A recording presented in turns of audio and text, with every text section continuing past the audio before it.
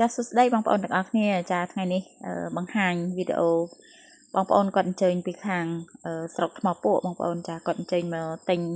មេបាទាកាប៉ាឃីងផ្ទាល់តែម្ដងបងប្អូនប៉ុន្តែសម្រាប់មេបាទាកាប៉ាឃីងនេះគឺបានគាត់បានទូទាត់ប្រាក់រួចហើយចាប៉ុន្តែ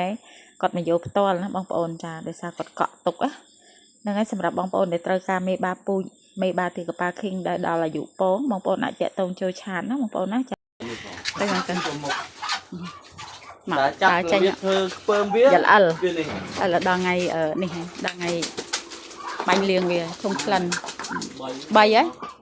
3ចាំដាក់អាឈ្មោល1មេទៅកុំឲ្យវាឆ្អៀតបើគាត់ជិះឡានមកអាកតុយក្រោយណាឡានពីបាំង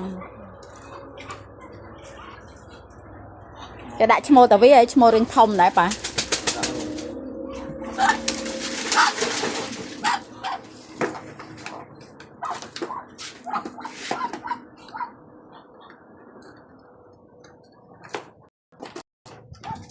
លេង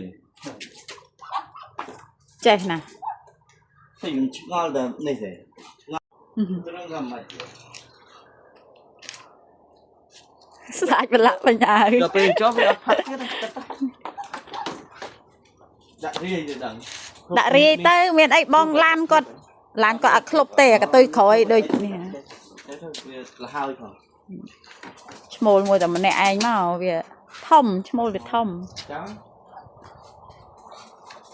chặt phải chọp với con na bây giờ bị khoai à small về cả lăng á nè đây giờ sườn nam về chấm vía cho tè còn tè cá tươi tươi không rồi riêng vô từ thôi phút tê khoai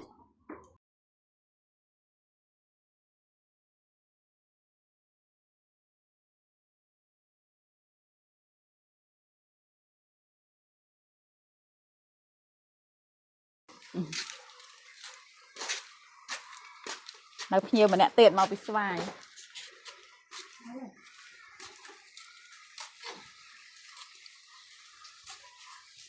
à con đấy cái nhom nơi miền đấy nè con Barbary á bọn vô Barbary khảo